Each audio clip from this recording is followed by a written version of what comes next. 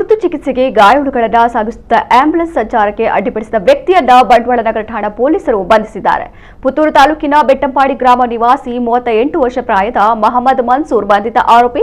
October 30ರಂದು ಬೆಳಗ್ಗೆ ಬಿಸಿಲೆ ಘಾಟ್ನಲ್ಲಿ ಸಂಭವಿಸಿದ ಅಪಘಾತದ ಗಾಯಾಳುಗಳನ್ನು ಪುತ್ತೂರು ಸರ್ಕಾರಿ ಆಸ್ಪತ್ರೆಗೆ ಚಿಕಿತ್ಸೆಗೆ ದಾಖಲಿಸಲಾಗಿತ್ತು. ಅಲ್ಲಿ ವೈದ್ಯರು ತುರ್ತು ಚಿಕಿತ್ಸೆ ನೀಡಿ ಗಂಭೀರವಾಗಿ ಗಾಯಗೊಂಡಿರುವ ಓರ್ವ ಗಾಯಾಳುವನ್ನ ಹೆಚ್ಚಿನ ಚಿಕಿತ್ಸೆಗಾಗಿ ಮಂಗಳೂರಿನ ಆಸ್ಪತ್ರೆಗೆ ಆಂಬ್ಯುಲೆನ್ಸ್ನಲ್ಲಿ ಕರೆದೊಯ್ಯಲಾಗ್ತಾ ಇತ್ತು.